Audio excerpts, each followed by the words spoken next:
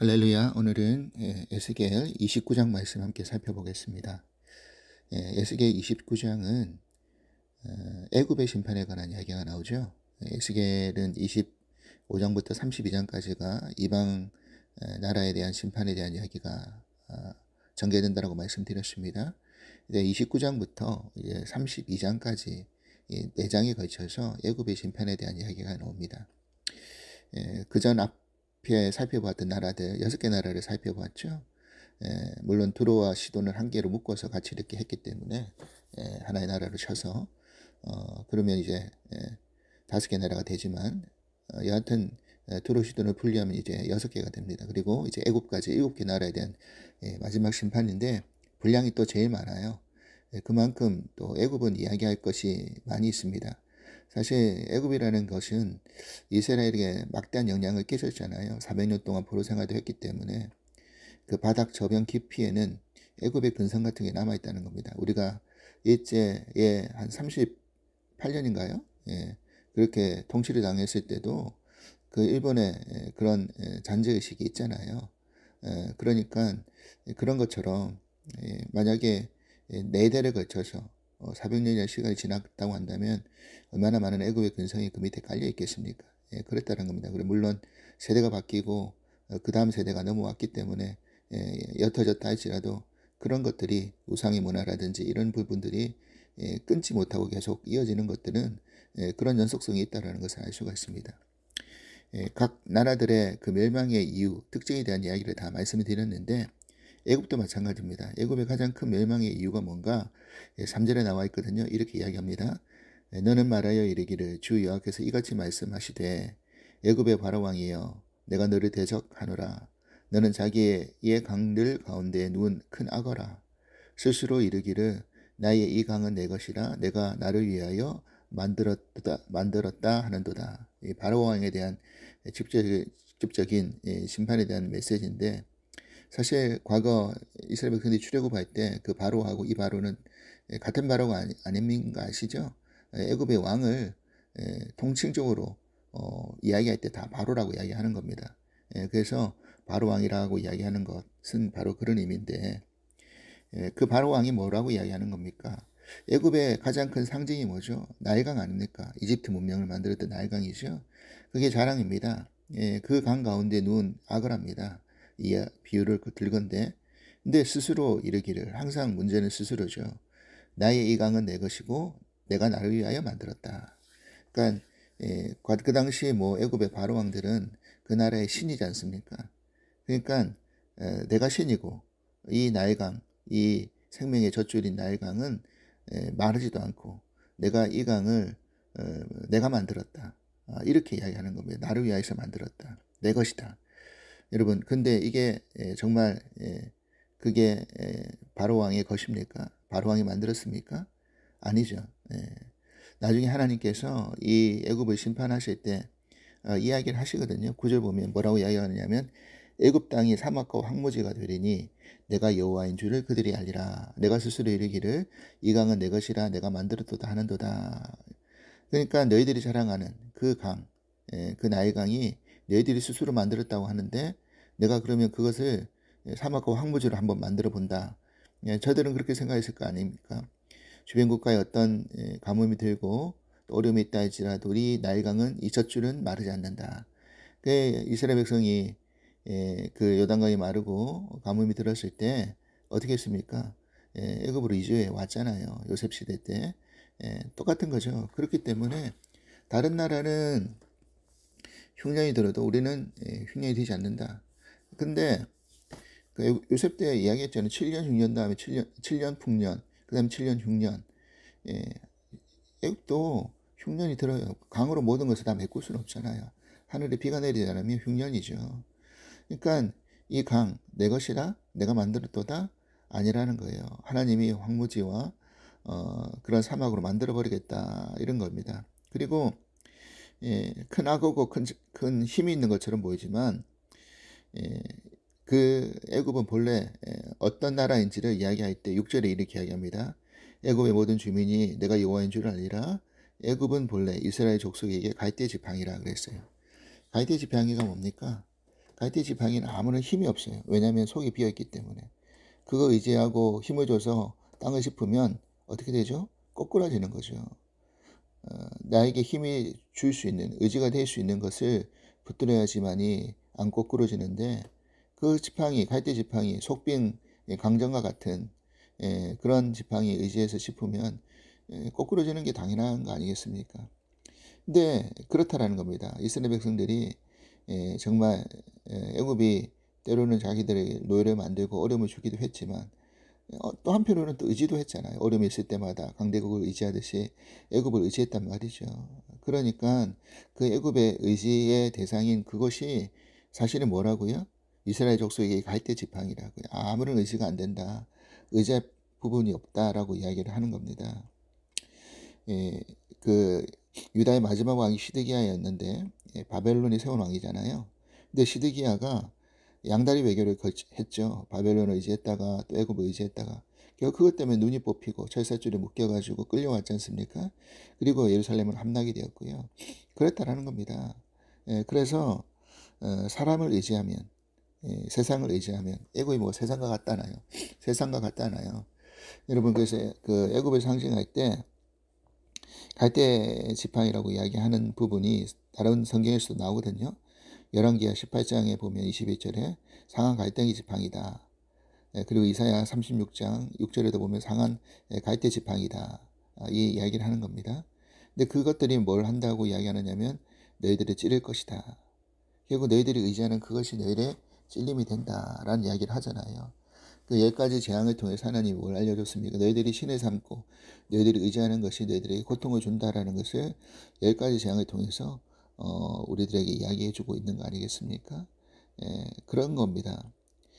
여러분 우리가 의지할 것이 없습니다. 의지할 것은 사람이 아니라 세상이 아니라 누구를 의지해야 되는 겁니까? 하나님을 의지하는 것이죠. 그래서 그것을 우리가 분명히 알아야 되는 것이고요. 그리고 8절부터 7절까지 그래서 애굽의 죄악과 또 애굽에 대한 어떤 하나님이 그 모든 것들을 벌하시겠다라는 그 내용에 대한 이야기인데 8절부터 16절까지는 그 애굽을 미약하게 만들겠다라는 겁니다. 약하게 만들겠다는 겁니다. 40년 동안 황폐하게 만들고 흩어버리게 만들 것이다. 이렇게 이야기하는 겁니다. 그렇게 하시는 이유가 뭐라고요? 보니까 15절 읽겠습니다. 나라 가운데 지극히 미약한 나라가 되어 다시는 나라들 위에 스스로 높이지 못하리니 저들의 교만을 하나님이 완전히 꺾어버리시겠다는 거죠. 내가 그들을 감하여 다시는 나라들을 다스리지 못하게 할 것이다. 다시는 하나님이 그렇게 하셨다고 했습니다. 여러분 그 당시 초강대국이었던 애굽 그 이집트 지금 여러분 아시잖아요. 이집트가 지금 어떤 나라가 되어 있습니까? 그 나라가 영원할 것 같고 모든 나라를 다스릴 것 같았지만 그 이집트에 가보면 그 피라미드라든지 그 문화가 얼마나 대단한 문화입니까? 그 정도의 규모의 피라미드를 만든다. 뭐 매장 문화라든지 그런 건축 문화를 보러보면 얼마나 부유하고 강한 나라였는지 우리가 잘 알 수 있잖아요. 근데 한낱 무덤밖에 되지 않아요. 관광지밖에 안 되죠. 그 나라가 무슨 힘이 있고 그 나라가 어떤 세계에 영향력을 미치는 나라가 되었습니까? 전혀 다스리지도 못하는 나라가 되어버렸죠. 하나님이 이미 과거 에스겔을 통해서 이미 이렇게 예언해 놓으시는 거라는 겁니다. 그리고 그렇게 한 이유는 보니까 16절에 이렇게 되어 있죠. 그들이 다시는 이스라엘 족속의 의지가 되지 못할 것이요 이스라엘 족속은 돌이켜 그들을 바라보지 아니하므로 그 죄악이 기억되지 아니하리니 내가 여호와인 줄을 그들이 알리라 하셨다 하라. 하나님이 하나님을 알게 하는 그 내용이 계속 에스겔에 반복되고 있지 않습니까? 결국 어떻게 된다는 겁니까?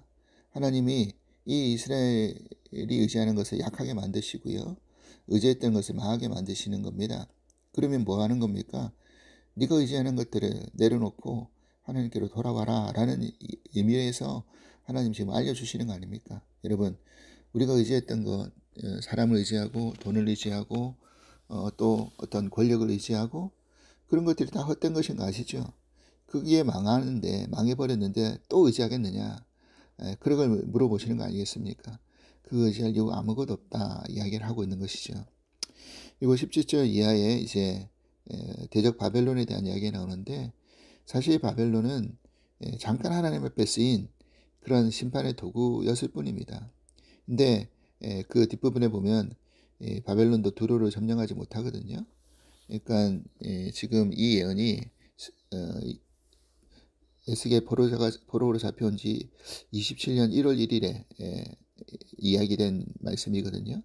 근데 앞서 예언은 열째해 잡혀온 지 10년 10월 12일이니까 거의 시기적으로 한 12년 정도 흘러간 시기입니다. 17년, 12년이 아니라 17년이 흘러간 시기입니다. 근데 이제 그때 다시 예언을 하면서 말을 하기를 바벨론의 느부갓네살이 두로를 치료가 있지만 두로가 그 지난주에도 말씀드렸지만 어땠다고 했습니까? 해상국가였고 섬을 800m 떨어진 섬에 들어가서 잠궈버리면 공략을 못했다고 그랬잖아요. 알렉산더 때 무너졌다고 말씀드렸죠. 그러니까 한 8년 동안 공격을 했는데도 두로를 점령하지 못했던 거예요.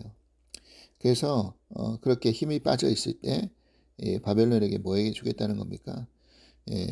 그 애굽을 넘겨주겠다. 그러니까 심판의 그 도구를 애굽이 무너지는 도구를 바벨론에 들어 쓰겠다라는 이야기가 되는 것이죠.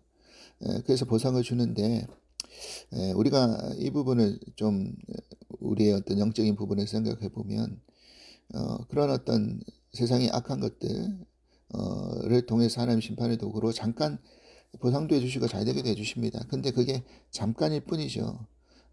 그래서 우리가 남이 또 내가 볼 때는 저 사람 아닌데 근데 잘 되는 경우도 있을 수 있잖아요.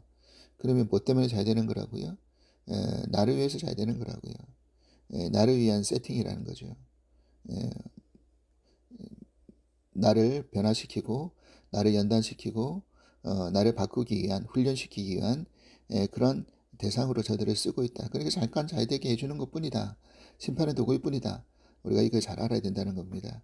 결국 오늘 마지막 결론이 21절에 나오는데 그날에 나는 이스라엘 족속에게 한 뿔이 돋아나게 하고 나는 또 내가 그들 가운데 입을 열게 하리니 내가 여호와인 줄을 그들이 알리라. 여기서 말하는 한 뿔이 누구죠? 바로 장차 오실 예수 그리스도이십니다. 시편 132편 17절에 보면 다윗에게 뿔이 나게 하신다. 그 뿔이 바로 다윗의 그 계보에서 이어져 온 예수 그리스도이시잖아요. 그래서 결국 주님이 오셔서 이 모든 것에 대해서 의지하는 것에 대해서 모든 것을 꺾어버리시고 그 예수님이 그들 가운데 하나님의 줄 밝히시면서 그렇게 선포해 나갈 것이다 라고 결론을 이야기를 해주고 있다라는 것입니다. 오늘 애굽의 이 첫 번째 멸망에 대한 그 서론의 부분 29장 4장에 걸쳐서 앞으로 살펴볼 터인데 그것을 우리가 살펴보면서 우리가 정말 의지하고 있는 것 그것에 대해서 우리가 지금 내려놓고 하나님이 아닌 허상을 의지하는 것은 다 갈대지팡이와 같다라는 것을 우리가 깨닫고 주님만 다시 의지하고 하나님만 다시 의지하겠다는 결단이 우리 가운데 넘쳐날 수 있는 은혜가 있기를 주의 이름으로 간절히 기도합니다. 하나님 아버지 감사합니다. 오늘도 주신 말씀 붙들고 믿음 안에서 무엇을 의지하고 살아가야 될지를 깨닫게 해주시니 감사합니다. 세상을 의지하고 하나님 아닌 것을 의지하는 것은 다 갈대지팡이와 같아서 결국은 그것 붙들고 짚어봤자 꼬꾸러질 수밖에 없다는 것을 알게 하십니다. 우리가 의지했던 것을 하나님은 다 미약하게 만들어 버리신다는 것을 알게 해주셨습니다. 다시 한번 우리가 의지했던 그 모든 것 하나님 아닌 것들은 내려놓고 우리 믿음이 다시 하나님을 의지하겠다는 결단이 있게 하시고 하나님은 때로는 우리가 말을 듣지 않을 때는 악한 나라라 할지라도 잠깐 심판의 도구로도 사용하신다는 것을 깨닫게 하시고 결국 장차 오실 예수 그리스도 한 뿌리시는 그 주님을 의지하면서 우리의 믿음을 다시 온전히 굳건히 세워나갈 수 있는 은혜가 있게 하여 주시옵소서. 감사하며 예수 그리스도 이름으로 기도합니다. 아멘.